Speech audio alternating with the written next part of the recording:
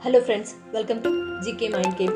ಪ್ರಶ್ನೆಗಳ ಸಂಪೂರ್ಣ ಮಾಹಿತಿಗಾಗಿ ವಿಡಿಯೋನ ಎಲ್ಲೂ ಸ್ಕಿಪ್ ಮಾಡದೆ ಕಂಪ್ಲೀಟ್ ಆಗಿ ನೋಡಿ. ಇವತ್ತಿನ ಪ್ರಶ್ನೆಗಳಲ್ಲಿ ಮೊದಲನೇ ಪ್ರಶ್ನೆ, ಪ್ರತಿದಿನ ನೆಲ್ಲಿಕಾಯಿ ಪುಡಿಯನ್ನು ಉಗುರು ಬೆಚ್ಚಗಿನ ನೀರಿನೊಂದಿಗೆ ಸೇವಿಸುವುದರಿಂದ ಏನಾಗುತ್ತದೆ? ಆಪ್ಷನ್ಸ್: ಎ ಇಮ್ಯುನಿಟಿ ಹೆಚ್ಚಳ, ಬಿ ಮಧುಮೇಹ ವಿರೋಧಿ, ಸಿ ಸೋಂಕು ತಡೆ, ಡಿ ಮೇಲಿನ ಎಲ್ಲವೂ.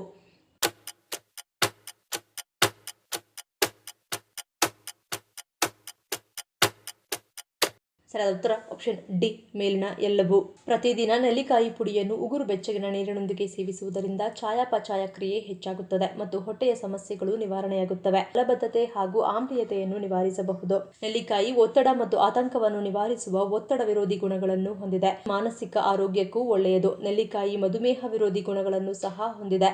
ಇದು ಮಧುಮೇಹವನ್ನು ನಿಯಂತ್ರಿಸುವಲ್ಲಿ ಪರಿಣಾಮಕಾರಿ ಪಾತ್ರವನ್ನು ವಹಿಸುತ್ತದೆ. ಶೀತ, ಜ್ವರ ಮತ್ತು ಸೋಂಕುಗಳ ಅಪಾಯವನ್ನು ಕಡಿಮೆ ಮಾಡುತ್ತದೆ. ಇದು ದೃಷ್ಟಿ ಸುಧಾರಿಸುತ್ತದೆ ಮತ್ತು ಮೂಳೆಗಳನ್ನು ಬಲಪಡಿಸುತ್ತದೆ, ಜೊತೆಗೆ ರೋಗನಿರೋಧಕ ಶಕ್ತಿಯನ್ನು ಹೆಚ್ಚಿಸುತ್ತದೆ. ಎರಡನೇ ಪ್ರಶ್ನೆ, ಯಾವ ಹಾರ್ಮೋನ್ ಅನ್ನು ಸಂತೋಷದ ಹಾರ್ಮೋನ್ ಎಂದು ಕರೆಯಲಾಗುತ್ತದೆ? Options: A oestrogen, B serotonin, C insulin, D adrenaline.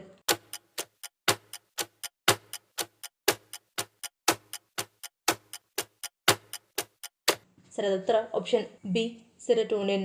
Serotonin ಅನ್ನು ಹೆಚ್ಚಾಗಿ ಸಂತೋಷದ ಹಾರ್ಮೋನ್ ಎಂದು ಕರೆಯಲಾಗುತ್ತದೆ, ಏಕೆಂದರೆ ಇದು ಮನಸ್ಥಿತಿಯನ್ನು ಪರಿಣಾಮಕಾರಿಯಾಗಿ ನಿಯಂತ್ರಿಸುತ್ತದೆ ಮತ್ತು ಯೋಗಕ್ಷೇಮವನ್ನು ಉತ್ತೇಜಿಸುತ್ತದೆ. ಆದ್ದರಿಂದ ಸೆರೋಟೋನಿನ್ ಕೊರತೆಯು ಖಿನ್ನತೆ ಮತ್ತು ಇತರ ಮಾನಸಿಕ ಕಾಯಿಲೆಗಳಿಗೆ ಕಾರಣವಾಗಬಹುದು.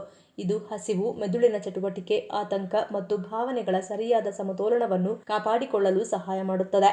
ಆದ್ದರಿಂದ ಸೆರೋಟೋನಿನ್ ಅನ್ನು ಖಿನ್ನತೆ ಶಮನಕಾರಿ ಎಂದು ಕೂಡ ಕರೆಯಲಾಗುತ್ತದೆ. ಮೂರನೇ ಪ್ರಶ್ನೆ, ಭಾರತದ ಚಾಕ್ಲೇಟ್ ಪಟ್ಟಣ ಎಂದು ಕರೆಯಲ್ಪಡುವ ಭಾರತದ ಗಿರಿಧಾಮ ಯಾವುದು? Options: A Shimla, B Ooty, C Nainital, D Masuri.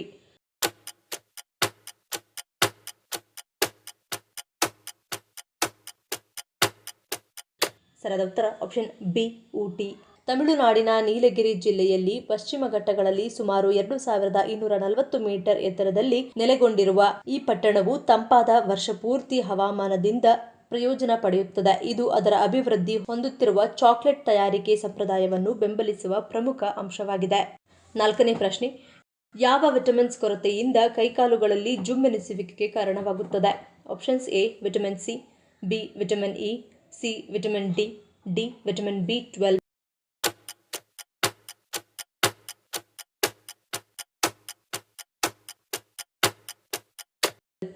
ಸರಿಯಾದ ಉತ್ತರ ಆಪ್ಷನ್ ಡಿ ವಿಟಮಿನ್ ಬಿ12. ಕೈ ಮತ್ತು ಕಾಲುಗಳಲ್ಲಿ ಜುಮ್ಮೆನಿಸುವಿಕೆ ಅಥವಾ ಮರಗಟ್ಟುವಿಕೆಗೆ ಸಾಮಾನ್ಯ ಕಾರಣಗಳು ವಿಟಮಿನ್ ಮತ್ತು ಖನಿಜಗಳ ಕೊರತೆ. ನಿರ್ದಿಷ್ಟವಾಗಿ ಕೆಲವು ಜೀವಸತ್ವಗಳು ನಮ್ಮ ನರಗಳಿಗೆ ನೇರವಾಗಿ ಸಂಬಂಧಿಸಿವೆ.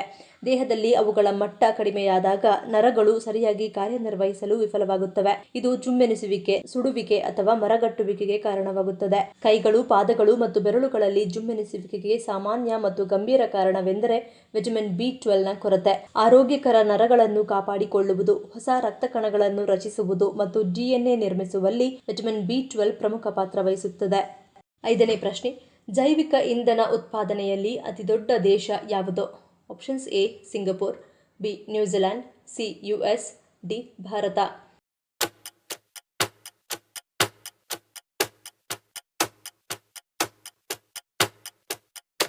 ಸರಿಯಾದ ಉತ್ತರ ಆಪ್ಷನ್ ಸಿ US. ಜೀವರಾಶಿ ಶಕ್ತಿ ಎಂದರೆ ಸಸ್ಯಗಳು ಮತ್ತು ಪ್ರಾಣಿಗಳಿಂದ ಬರುವ ಸಾವಯವ ವಸ್ತುಗಳಿಂದ ಪಡೆಯುವ ಶಕ್ತಿ. ಈ ವಸ್ತುಗಳು ದ್ಯುತಿಸಂಶ್ಲೇಷಣೆ ಪ್ರಕ್ರಿಯೆಯ ಮೂಲಕ ಸೂರ್ಯನ ಬೆಳಕಿನಿಂದ ಶಕ್ತಿಯನ್ನು ಸಂಗ್ರಹಿಸುತ್ತವೆ. ಜೀವರಾಶಿಯನ್ನು ಸುಟ್ಟಾಗ ಅಥವಾ ಇಂಧನವಾಗಿ ಪರಿವರ್ತಿಸಿದಾಗ ಸಂಗ್ರಹವಾದ ಶಕ್ತಿಯು ಬಿಡುಗಡೆಯಾಗುತ್ತದೆ ಮತ್ತು ವಿದ್ಯುತ್ ಉತ್ಪಾದನೆಗೆ ಬಳಸಲಾಗುತ್ತದೆ. ಜಾಗತಿಕವಾಗಿ ಜೈವಿಕ ಇಂಧನ ಉತ್ಪಾದನೆಯಲ್ಲಿ ಯುನೈಟೆಡ್ ಸ್ಟೇಟ್ಸ್ ಮೊದಲ ಸ್ಥಾನದಲ್ಲಿದೆ. ದೇಶವು ಜೋಳದಿಂದ ಹೆಚ್ಚಿನ ಪ್ರಮಾಣದ ಎಥೆನಾಲ್ ಅನ್ನು ಉತ್ಪಾದಿಸುತ್ತದೆ. ಇದನ್ನು ವಾಹನಗಳಿಗೆ ಪೆಟ್ರೋಲ್ನೊಂದಿಗೆ ವ್ಯಾಪಕವಾಗಿ ಬೆರೆಸಲಾಗುತ್ತದೆ.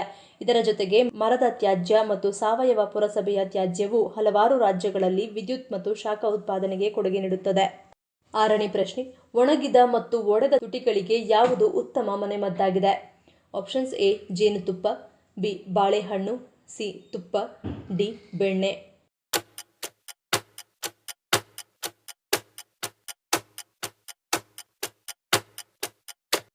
ಸರಿಯಾದ ಉತ್ತರ ಆಪ್ಷನ್ ಸಿ ತುಪ್ಪ.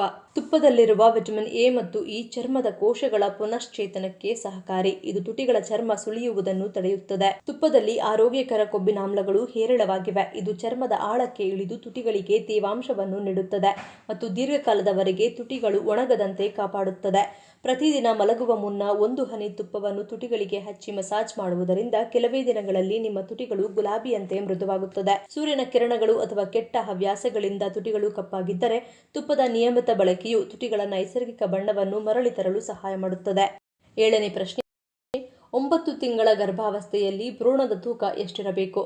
ಆಪ್ಷನ್ಸ್ ಎ 1.5 ರಿಂದ 2 kg, ಬಿ 2 ರಿಂದ 2.5 kg, ಸಿ 2.5 ರಿಂದ 3.5 kg, ಡಿ 3 ರಿಂದ 4 kg.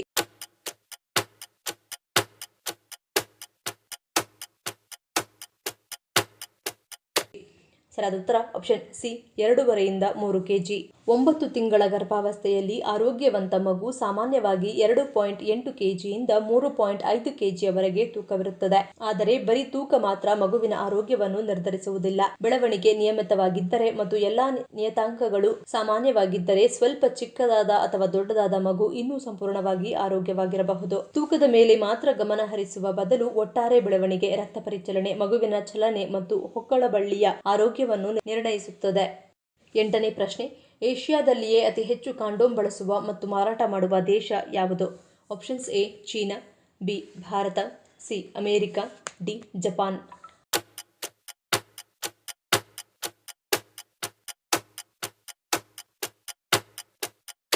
ಸರಿಯಾದ ಉತ್ತರ ಆಪ್ಷನ್ ಎ ಚೀನಾ. ಚೀನಾದ ಜನಸಂಖ್ಯೆ ಸುಮಾರು 140 ಕೋಟಿ. ಚೀನಾ ಸರ್ಕಾರ ಸುರಕ್ಷಿತ ಲೈಂಗಿಕತೆ ಮತ್ತು ಲೈಂಗಿಕ ರೋಗಗಳ ತಡೆಗಟ್ಟುವಿಕೆ ಬಗ್ಗೆ ವ್ಯಾಪಕ ಪ್ರಚಾರ ನಡೆಸುತ್ತಿದೆ. ಇದರಿಂದಾಗಿ ಕಾಂಡೋಮ್ ಬಳಕೆಯ ಬಗ್ಗೆ ಇದ್ದ ಸಾಮಾಜಿಕ ಭೀತಿಯು ಗಣನೀಯವಾಗಿ ಕಡಿಮೆಯಾಗುತ್ತಿದೆ. 2023ರ ವೇಳೆಗೆ ಚೀನಾದ ಕಾಂಡೋಮ್ ಮಾರುಕಟ್ಟೆಯು ಮೌಲ್ಯ ಸುಮಾರು $3.69 ಬಿಲಿಯನ್ ಅಮೆರಿಕನ್ ಡಾಲರ್ಗಳಷ್ಟಿತ್ತು. 2030ರ ವೇಳೆಗೆ ಇದು $7.24 ಬಿಲಿಯನ್ ಗೆ ತಲುಪುವ ನಿರೀಕ್ಷೆ ಇದೆ. ಈ ಮಾರುಕಟ್ಟೆ ವಾರ್ಷಿಕವಾಗಿ ಸರಾಸರಿ 10% ಬೆಳವಣಿಗೆ ದಾಖಲಿಸುತ್ತಿದೆ.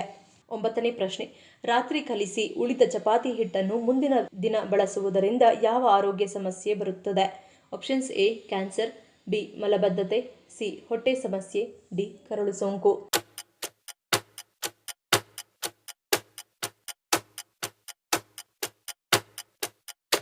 ಸರಿಯಾದ ಉತ್ತರ ಆಪ್ಷನ್ ಸಿ ಹೊಟ್ಟೆ ಸಮಸ್ಯೆ. ಕಲಿಸಿದ ಹಿಟ್ಟಿನಲ್ಲಿ ತೇವಾಂಶ ಮತ್ತು ಕಾರ್ಬೋಹೈಡ್ರೇಟ್ಗಳಿದ್ದು ಇವೆರಡೂ ಬ್ಯಾಕ್ಟೀರಿಯಾದ ಬೆಳವಣಿಗೆಗೆ ಪ್ರಮುಖ ಕೊಡುಗೆ ನೀಡುವುದು. ಕೋಣೆಯ ಉಷ್ಣಾಂಶದಲ್ಲಿ ಯಾವುದೇ ತೇವಾಂಶವುಳ್ಳ ಆಹಾರವನ್ನು ಸಂಗ್ರಹಿಸುವುದರಿಂದ ರೋಗಕಾರಕ ಬ್ಯಾಕ್ಟೀರಿಯಾದ ಅಪಾಯವನ್ನು ಹೆಚ್ಚಿಸುತ್ತದೆ. ಹಿಟ್ಟನ್ನು ದೀರ್ಘಕಾಲ ಹಾಗೆಯೇ ಬಿಟ್ಟರೆ ಅದು ಹುದುಗಲು ಪ್ರಾರಂಭಿಸುತ್ತದೆ. ಈ ಪ್ರಕ್ರಿಯೆಯು ಹಿಟ್ಟಿನ ರುಚಿ ಮತ್ತು ಗುಣಗಳನ್ನು ಬದಲಾಯಿಸಬಹುದು. ಹುದುಗುವಿಕೆಯು ಹಿಟ್ಟಿನಲ್ಲಿ ಬ್ಯಾಕ್ಟೀರಿಯಾ ಮತ್ತು ಶಿಲೀಂಧ್ರ ಬೆಳೆಯಲು ಕಾರಣವಾಗುತ್ತದೆ. ಇದು ಹೊಟ್ಟೆಯ ಸಮಸ್ಯೆಗಳು, ಗ್ಯಾಸ್ಟ್ರಿಕ್ ಮತ್ತು ಆಮ್ಲೀಯತೆಗೆ ಕಾರಣವಾಗುತ್ತದೆ. ಹಿಟ್ಟು ಬೇಗನೆ ಹಾಳಾಗಬಹುದು, ವಿಶೇಷವಾಗಿ ಬೇಸಿಗೆಯಲ್ಲಿ ಅಥವಾ ತೇವಾಂಶವಿರುವ ವಾತಾವರಣದಲ್ಲಿ. ಹೀಗಾಗಿ ಕಲಸಿಕೊಂಡ ಹಿಟ್ಟನ್ನು 2 ರಿಂದ 3 ಗಂಟೆಗಳ ಒಳಗೆ ಅದನ್ನು ಬಳಸುವುದು ಉತ್ತಮ.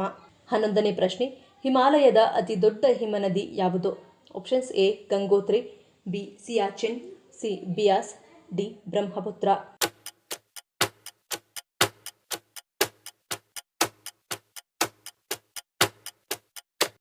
ಸರಿಯಾದ ಉತ್ತರ ಆಪ್ಷನ್ ಬಿ ಸಿಯಾಚಿನ್.